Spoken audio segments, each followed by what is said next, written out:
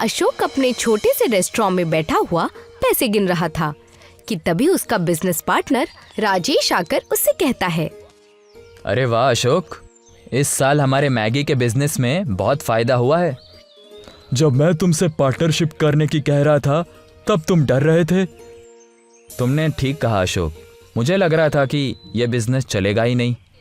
तभी अशोक के रेस्टोरेंट में काम करने वाला मोहन नाम का आदमी उससे कहता है, इस व्यापार को चलाने में राजेश बाबू का बहुत बड़ा हाथ है सेठ जी।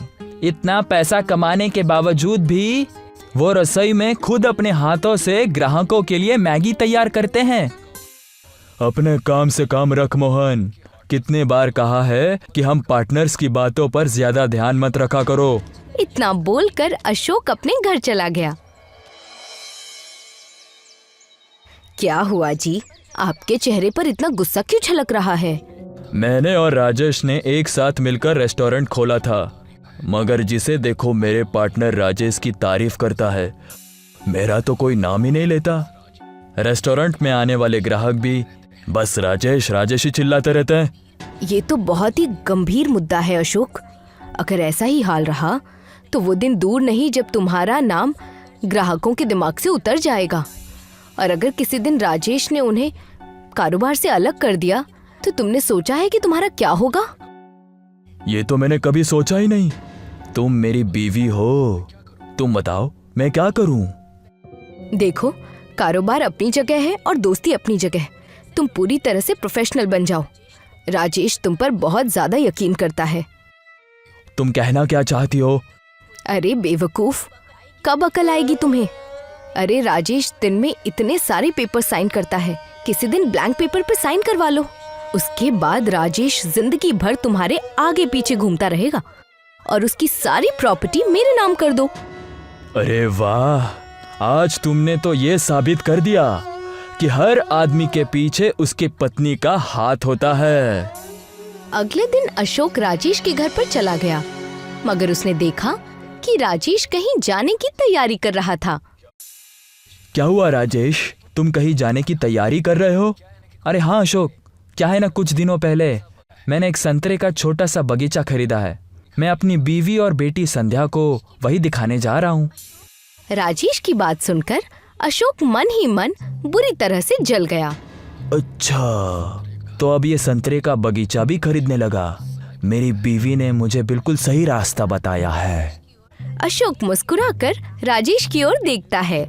ये कुछ बिजनेस के डॉक्यूमेंट्स है, तुम्हारे सिग्नेचर होने बहुत जरूरी है। एक बार इन्हें पढ़ लो। कैसी बातें कर रहे हो दोस्त, भरोसा नाम की भी कोई चीज होती है? तुमने आज तक मुझसे जिस भी पेपर पर साइन करवाए हैं, क्या मैंने कभी भी वो पढ़े हैं? तो अब क्यों पढ़ूंगा, साइन कर देता हूँ। इतना कहकर राजेश ने सारे पेपर्स पर साइन कर दिए। अशोक खुश होता हुआ वहाँ से चला गया। राजेश अपने परिवार को संतरे का बगीचा दिखाने के बाद अपनी कार से घर लौट रहा था कि तभी उसने देखा रोड पर एक आदमी घायल हालत में पड़ा हुआ था और एक 10 साल का बच्चा बुरी तरह से रो रहा था। राजेश तुरंत कार से बाहर निकलकर उस बच्चे से कहता है, क्या हुआ बेटा, कौन है ये और ये घायल कैसे हुए? ये मेरे पिताजी है। हम दोनों रोड पार कर रहे थे कि तभी एक तेज कार टक्कर मारकर चली गई। तुम फिक्र मत करो, मैं अभी इन्हें अस्पताल लेकर जाता हूँ। आप बहुत अच्छे इंसान हैं, वरना यहाँ से इतने लोग गुजरे। मैंने सबसे मदद मांगी मगर मेरी मदद किसी ने नहीं की। राजेश उस आदमी को अस्पताल ले गया। डॉक्टर उस आदमी को देखकर राजेश से कहता है, आई एम सॉरी सर, ये अब इस दुनिया में नहीं रहे। ये सुनकर बच्चा फूट फूट कर रोने लगा। राजेश ने उस आदमी का अंतिम संस्कार कर दिया और उस बच्चे को अपने घर ले आया। बच्चे को रोता हुआ देख राजेश की बेटी संध्या कहती है, क्या नाम है तुम्हारा? मेरा नाम अंकुश है। तुम फिक्र मत करो अंकुश, आज से मैं तुम्हारी परवरिश करूंगा, तो मुझे तुम अपना अब्बू ही समझो। अगले दिन राजेश अपने रेस्टोरेंट चला गया, मगर रेस्टोरेंट का बोर्ड देखकर राजेश बुरी तरह से चौंक जाता है। इस बोर्ड से तो मेरा नाम ही गायब है। इतना कहकर राजेश सीधे रेस्टोरेंट के अंदर जाकर अशोक के पास जाकर कहता है, अशोक, बोर्ड से मेरा नाम क्यों हटवा दिया? केवल इस बोर्ड से ही नहीं राजेश, इस रेस्टोरेंट और तुम्हारे घर से भी तुम्हारा नाम हटवा दिया है। तुम कहना क्या चाहते हो? यही कि कल जिन पेपर्स पर तुमने साइन किए थे ना, मैंने तुम्हारा बैंक बैलेंस, तुम्हारा घर और ये रेस्टोरेंट अपने नाम कर लिया है। अब तुम सड़क के भिखारी हो। ये मेरे साथ धोखा है। मैंने तुम पर कितना यकीन किया था। वो क्या है ना, ऐसा करना मेरी मजबूरी थी। हम दोनों ने साथ में बिजनेस करना शुरू किया था, लेकिन नाम तुम्हारा ही होता था, इसलिए मैंने तुम्हारा नाम हर जगह से मिटा दिया। अब तुम यहां से जा सकते हो। राजेश मुंह लटकाकर अपने घर आ गया, मगर घर पर पुलिस को देखकर वो चौंक जाता है। क्या हुआ? मेरे घर पर पुलिस क्यों है? सर, आपका घर मिस्टर अशोक बाबू के नाम पर हो गया है। अब आप इस घर में नहीं रह सकते, और हाँ, इस घर से कोई भी चीज आप लेकर नहीं जा सकते। प्लीज हमारे साथ कोऑपरेट कीजिए, नहीं तो हमें आपको धक्के देकर इस घर से बाहर निकालना होगा। राजेश अपनी बीवी रुचि और बेटी संध्या और अंकुश को लेकर घर से बाहर आ गया कि तभी तेज बारिश होने लगी। अब हम क्या करेंगे? आपके पार्टनर ने तो बहुत बड़ा धोखा दिया है। मुझे तो ये अंकुश ही मनहूस लगता है। देखो ना पापा, कल ही ये हमारी जिंदगी में आया और हमारी जिंदगी बर्बाद हो गई। ऐसा नहीं कहते संध्या, इसमें बेचारे अंकुश का कोई दोष नहीं। धोखेबाज तो मेरा पार्टनर निकला। राजेश अपने परिवार को अपने बगीचे में ले गया और वो सब रात भर संतरे के बगीचे में बारिश से भीगते रहे। सुबह अशोक की बीवी रुचि राजेश से कहती है, अब क्या करेंगे जी? कल रात से हम सब भूखे हैं, आपका कारोबार भी तबाह हो गया। मेरी जेब में फूटी कौड़ी भी नहीं है रुचि, तब तक इन्हीं संतरों को खाकर काम चला लेते हैं।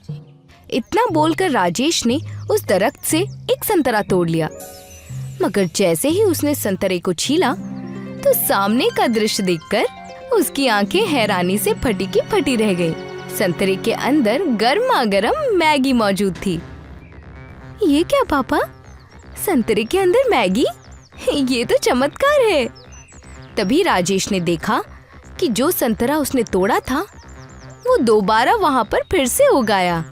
राजेश मुस्कुराता हुआ अपने परिवार की ओर देखकर कहता है, ये कैसे हो रहा है ये तो मुझे नहीं पता, इसके बारे में तो बाद में पता लगाऊंगा, लेकिन मैगी की खुशबू बता रही है कि ये बहुत ही अच्छी कीमत पर बिकेगी।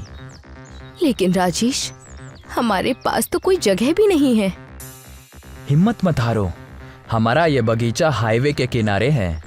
हम यहीं पर छोटा सा लकड़ी का रेस्टोरेंट बनाएंगे और संतरा मैगी बेचेंगे। राजेश और उसका परिवार जंगल से लकड़ियां काटकर ले आए और मेहनत से लकड़ियों का एक सुंदर सा रेस्टोरेंट बनाने में जुट गए। कुछ दिन की मेहनत के बाद वहां पर वो सब ठीक ठाक दिखने वाला रेस्टोरेंट बनाने में कामयाब हो गए।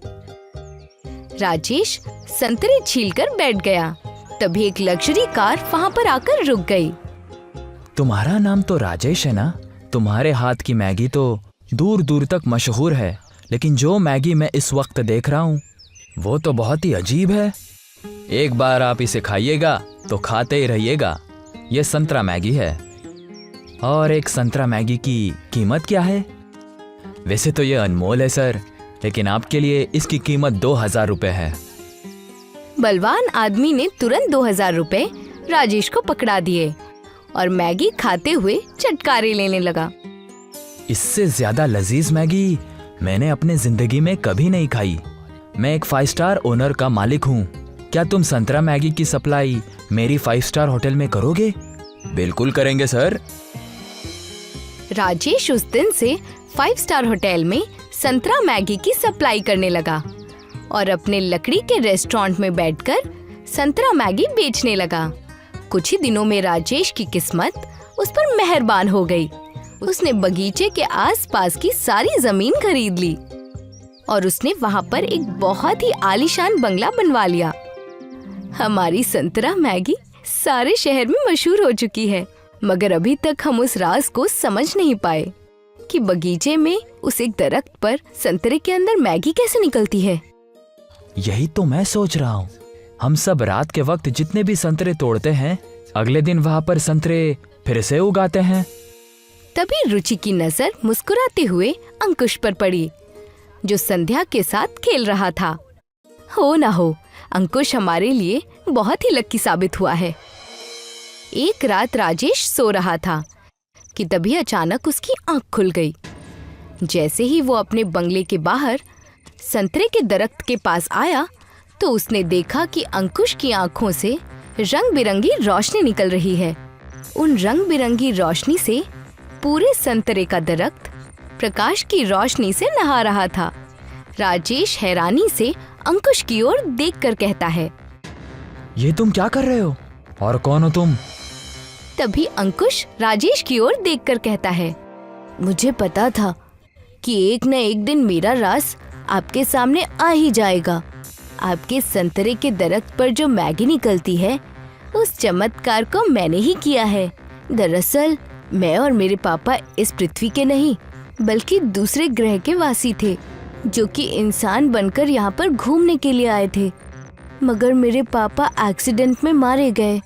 तुम्हारे अंदर इतनी इंसानियत थी, इसलिए मैंने तुम्हारी मदद की।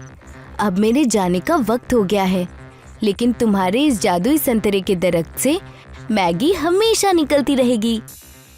राजेश को पूरा राज समझ आ चुका था। एक दिन राजेश अपने रेस्टोरेंट में बैठा हुआ था कि तभी उसका दोस्त अशोक रोता हुआ वहां आकर कहता है, मुझे माफ कर दो मेरे दोस्त। मैंने अपने बीवी के बहकावे में आकर मैंने तुम्हारी सारी दौलत उसके नाम पर कर दी थी। वही मुझे तलाक देकर चली गई और मेरी सारी प्रॉपर्टी पर कब्जा कर लिया उसने। मैं दर दर के ठोकरे खा रहा हूँ। तुम्हें अपने किए की सजा मिल चुकी है अशोक, लेकिन मैं तुम्हारी तरह नहीं हूँ। तुम मेरे दोस्त थे, इसलिए मैं तुम्हें काम जरूर दूंगा, लेकिन मैं तुम्हें पार्टनर के तौर पर नहीं रखूंगा। तुम मेरे रेस्टोरेंट में बतौर वेटर का काम कर सकते हो, क्योंकि तुम वेटर बनने के ही काबिल हो, पार्टनर बनने के लायक नहीं हो।